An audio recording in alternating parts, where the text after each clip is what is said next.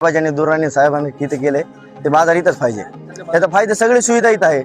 Bathroom आहे, bus stand जवळ आहे, मार्केट इथंच आहे. खेड्या पाड्याचे लोक येतात इथंच उतरतात तिकडे. कारण एसटी तिकडून येत नाहीये, रिक्षा येत नाहीत, रोडवर बाजार बसला होता अर्धा. आमचा सपोर्ट इथंच आहे, बाजार इथंच पाहिजे. सगळ्याचं म्हणणं आहे इथंच बाजार पाहिजे. तिकडे बाजारला जायला सुविधाच नाही काही. कारण की खेड्यापाड्याचे लोक आले की बस स्टँडला इथं उतरतात. तिकडे यायला त्याला 40-50 रुपये लागतात रिक्षाला. ते कुठं जाणार आहे? तिकडे खर्च वाढायला ना. ती लोक काय म्हणाले, बस स्टँडला इकडे दुकान आहेत, 10-20 रुपयाचे इकडेच घेऊ. तिकडे संडास बाथरूमची सोय नाहीये, रस्ते नाहीत, अडचण किती. रस्त्यावर बसायले लोक, पाण्याची सोय नाही, झाडाची सोय नाही, लाईट नाहीत, आणि लेडीजला जायला टॉयलेट नाही. तिकडं सुविधाच नाहीत ना. इकडेच बाजार पाहिजे. तो हफ्तेवारी पहले भी था और आज भी है, अच्छो है. उधर के गए बारी को बाजार भरा है, 2,000 रुपये धंधा नहीं आया. अब यहाँ बोले तो कैसा है कि लोगों का धंधा भी होता है, खेड़े पाड़े के ग्राहक भी आते हैं और सहूलत भी है सब चीज़ की, आने जाने को वास्ते, और धंधा भी अच्छा चलता माशाल्लाह. संडास बाथरूम सब चीज़ की सुविधा है. कोई चीज़ का ऐसा ये नहीं है कि अपने को जो चीज़ परेशानी आने की है बोल के नहीं. इस बार नहीं गए, आधा उधर भर रहा आधा इधर भर रहा, पर इधर ही ज्यादा पूरा भरने वाला है. साहब ने इधर की परमिशन देने को ना कि इधर ठंडा है और व्यापारी के वास्ते अच्छा है. हाँ, और व्यापारी की सहूलत है, गिराहक की भी सहूलत है. मला इथंच बाजार पाहिजे. मग बीट इथं जवळ पडतं. मला तिकडून लांब माया वासरी मग तिकडे जाऊन 30 रुपये आठवडे 40 रुपये गेलेत. मग कसं पाहिजे जायचं बाबा. मग बेजार इथं व्हायली. मी आता आज कांदे टाकले, मग तिथं न्यायला 100 रुपये गेले. आणि काय द्यायचे 500 रुपये. आता भाडं मग माय वाचली बाई. आंबे तिथे कटे रोजचे रोज माय वाचायचे. आम्हाला तिथं सुविधा उपलब्ध, आम्ही तिथं बसणार साहेब. जागा इथं आम्हाला भरपूर भेटायला लागली, सगळ्या सुविधा भेटायला लागल्या. आता संडासची सोय, पाण्याची सोय सगळी आम्हाला, पण व्यवस्था इथं चांगली आहे. पावसा पाण्यात चिखल होत नाही इथं. आम्हाला पोटाचा प्रश्न आहे. फक्त आम्हाला कसं आहे, आम्हाला सुविधा चांगल्या भेटतात. आम्हाला काय करायचं 12 पानगट तुमच्या म्हणजे इकडे भरवलाय. यासाठी या खूप प्रयत्नामध्ये साहेबाचे आभार सगळे मानायले की बाबा इकडे बाजार आणला, आमचा चांगला व्यापार होते. साहेबाचे धन्यवाद. सगळे सकाळपासून साहेबाचे धन्यवाद मानायले.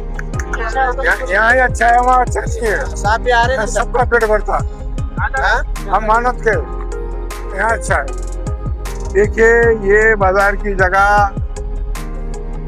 डेवलपमेंट प्लान के अंदर रिजर्वेशन में है, और मैंने ये जगह खरीद कर विकत लेकर नारायण लिंबाजी चौधरी, इसके पास से नगर पालिका ने ये जगह खरीदी करी, और खरीदी करके यहाँ पर आठवाड़ी बाजार भरा है.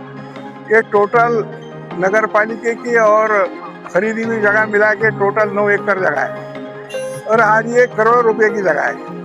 लेकिन यहाँ गरीबों का रोटी रोजी ये जगह के ऊपर अवलंबन है. हमने पाथरी शहर में जानवरों का बाजार शुरू किया. आज वो हर इतवार को जानवरों का बाजार मार्केट में भरता. मराठवाड़े में नंबर 1 का जानवरों का बाजार है. 1993 से बाजार चालू है.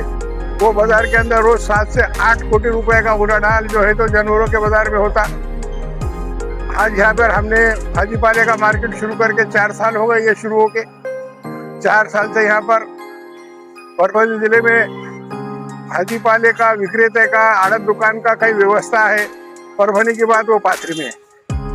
यहाँ पर सोनपेट, अष्टी, मानवत, सेलू, परभणी, गंगाखेड़ तक के लोग यहाँ पर आके रोज सवेरे भाजीपाला खरीद के ले जाते हैं, और बड़े पैमाने पर रोज तकरीबन 1 करोड़ रुपए का शेतकरों का माल यहाँ पर रोज 4 बजे रात को बिकता.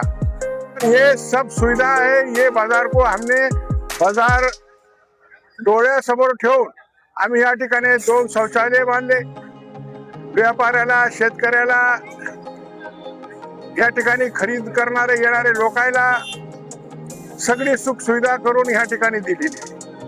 आणि चांगला सुरळीत या ठिकाणी बाजार चालू असताना गावात मोठ्या प्रमाणावर वर्दळ आहे. 2 एकर जागामध्ये ते बाजार आहे, आणि त्या ठिकाणी लोकांची गैरसोय होते. येणारे व्यापारी ते बाजारामध्ये बसू शकत नाही, आणि म्हणूनच हे बाजार आम्ही भविष्याचे दृष्टिकोन ठेवून आम्ही हे बाजार सुरू केलेलं आहे.